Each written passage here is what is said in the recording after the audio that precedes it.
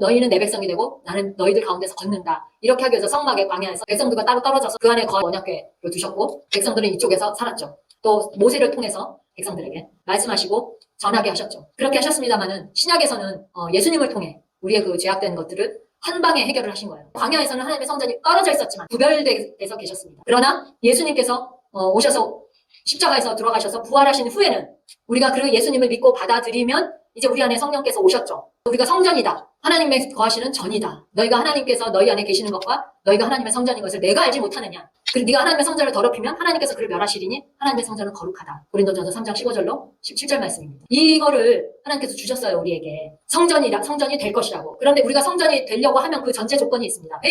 회개가 반드시 있어야 합니다. 로마서 10장 10절.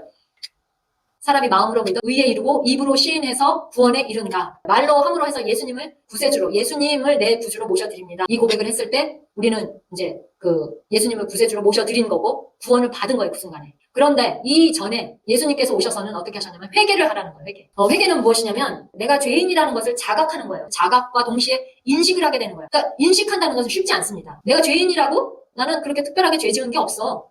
나는 살인도 하지 않았고 도둑질도 하지 않았고 간음도 하지 않았어. 그렇다고 내가 하나님을 믿지는 않았지만 하나님에 대해서 뭐 욕을 하거나 이런 것도 없었어. 내가 무슨 죄를 지었다는 거지? 그 죄가 무엇이냐면 하나님께로부터 내가 멀리 있었던 그 죄, 원죄, 내가 기본적으로 타고났던 그 죄에 대해서 청산을 하는 겁니다. 내가 하나님을 몰랐고 살인하지 않았고 도둑질하지 않았고 이런 것과는 상관이 없이 내 원죄에 대해서 예수님께서 그러니까 십자가에서 이 인간들의 모든 죄악과 그 저주를 청산하시기 전에는 내가 죄인이라는 걸 알아내는 거예요. 율법을 통해서 율법을 지키지 못하고 있기 때문에 내가 죄인이었구나. 율법으로는 죄를 알게 되는 것뿐이다. 바울이 그렇게 기록을 해놨어요. 율법을 통해서는 너희가 죄를 알게 하는 것이다. 그것이. 근데 율법을 통해서 우리가 죄가 무엇인지를 받았잖아요.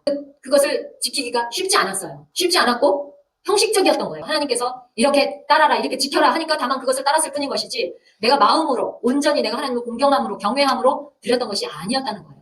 내 대신에 제사장이 해줬고 제사장이 피를 뿌려줬고 제사장이 해준 거잖아. 각을 뜨고 하는 것은. 내가 짐승을 가져와서 그걸 죽이는 것은 내 몫이었지만 그 동물의 피를 제단에 하나님의 거룩하신 제단에 뿌려주고 또 그걸 각을 뜨고 번제를 태워주고 제물을 올려주고 하는 것은 제사장들이 다 했다는 겁니다. 그러니까 그것을 잡고 하는 그 과정, 그것이 나인 거예요. 예수님이 십자가에 달려 돌아가실 수밖에 없었던, 십자가에 달려 돌아가신 것과 동등한 거예요. 내가 그 양을 내가 죽였던 것은. 그러니까 그 부분에 대해서 해야 되는 거죠. 내가 내 죄악에 대해서 지금까지 내가 무슨 죄악을 지었는지 모르겠지만 내가 살아계신 예수님, 이 세상을 창조하신 하나님의 아들 독생자라는 것을 내가 받아들이기 위해서는 내가 영생을 얻기 위해서 내가 새로운 삶을 살기 위해서는 회개를 해야 된다는 거예요. 입으로 고백하고 모셔드리고 나서 자각을 해야 된다. 내가 죄인이었구나라는 것을 자각하고 인식해야 된다.